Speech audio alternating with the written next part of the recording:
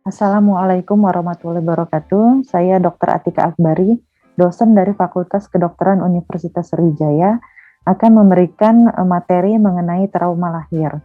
Izinkan saya untuk berbagi layar.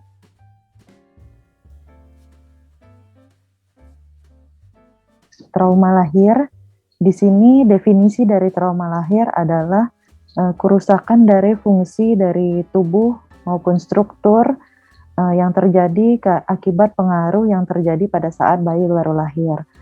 Kejadian ini bisa terjadi secara antenatal, intrapartum, atau selama tindakan resusitasi.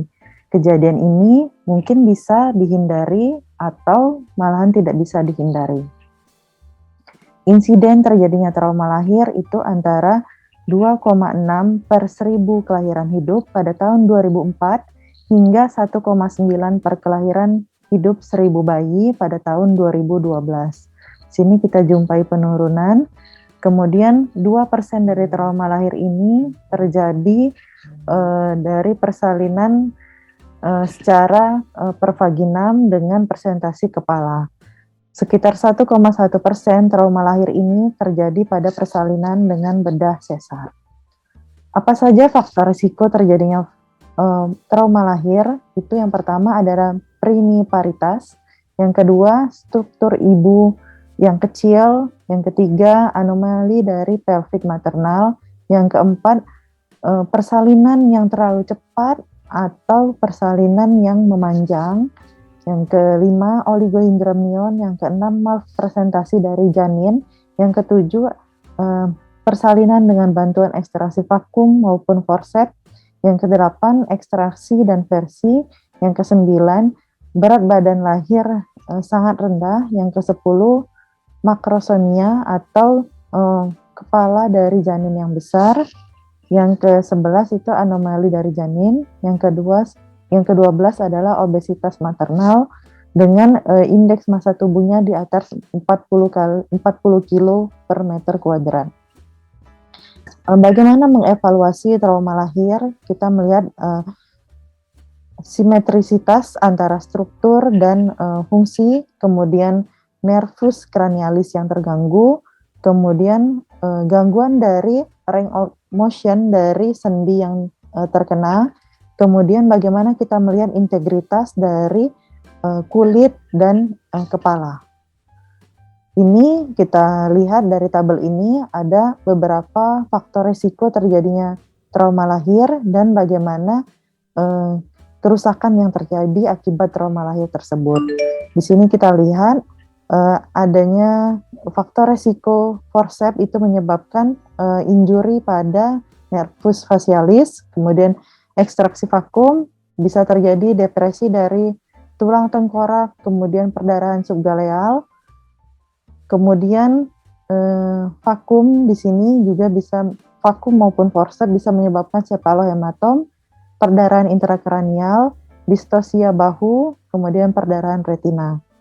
Presentasi bokong itu bisa menyebabkan plexus brachialisnya terganggu. Kemudian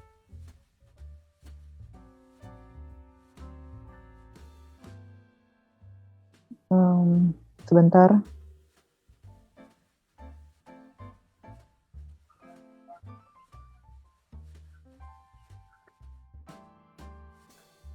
Selanjutnya, saya ingin memperlihatkan bagaimana beberapa tipe dari trauma lahir.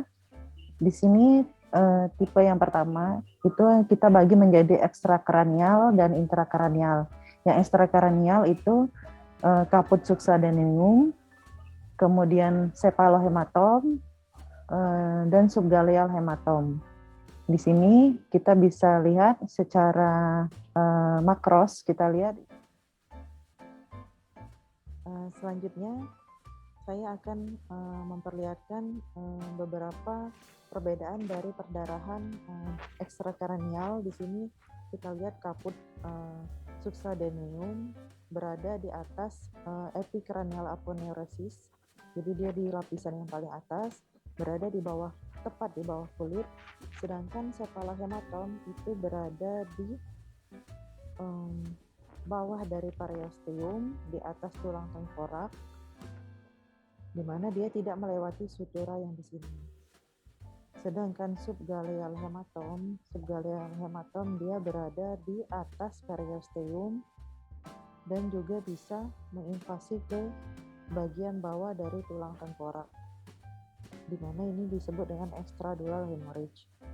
Dari pemeriksaan kaput subsidenium itu teraba lembut, kemudian apabila kita tekan itu akan terlihat lekukan. Kemudian setelah lahir itu apakah terlihat? Kadang-kadang tidak langsung terlihat, biasanya 6-12 jam baru terlihat. Kemudian apakah dia melewati sutura? Kaput subsidenium dia melewati sutura. Kemudian apakah ada kehilangan darah akut yang progresif? Itu pada kaput tidak ada. Untuk cephalahematom berbeda dengan kaput subsidenium, dia perabaannya itu lebih kenyal dibandingkan dengan kaput. Kemudian segera terlihat setelah lahir. Kemudian dia tidak melewati sutura dan tidak ada kehilangan darah yang akut. Pada subgaleal hematom itu terabanya kenyal dan berfluktuasi, terlihat segera setelah lahir, melewati sutura, dan pada subgaleal hematom ini khasnya akan ada kehilangan darah yang akut. Kemudian untuk intrakranial hemorrhage itu dibagi lagi sesuai dengan lokasinya, ada subdural, subarachnoid, epidural, intraventrikular. Intrakranial hemorrhage ini jarang terjadi. Yang jarang terjadi itu ialah jenis yang intracerebral dan intracerebral. Kemudian fraktur dari tulang tengkorak itu terjadi pada tulang linear, tulang parietal. Bisa juga terjadi faktor depression itu pada tulang parietal maupun tulang bagian depan. Kemudian dia sering berkaitan dengan penggunaan korset. Sedangkan pada presentasi bokong itu bisa terjadi fraktur dari tulang oksipital. Fraktur tulang tengkorak ini bersifat asimptomatis, jarang menyebabkan perdarahan intrakranial. Kemudian prognosisnya jelek apabila terjadi osteodiastasis dari oksipital dan adanya fraktur linear yang menyebabkan robekan pada selaput dural. Untuk terapinya, apabila tidak terjadi komplikasi itu tidak ada terapi. Diagnosis dengan menggunakan radiograf di pemeriksaan fotopolos, pemeriksaan MRI apabila ada curiga kelainan intrakranial. Kemudian kita lihat follow up apakah ada terjadi defisit neurologis. Kemudian kita lihat juga apakah ada robekan yang menyebabkan keluarnya cairan cerebrospinal baik itu dari telinga maupun dari hidung. Di sini kita perlu pertimbangkan penggunaan antibiotik atau kita perlu konsul ke bagian neurosurgical.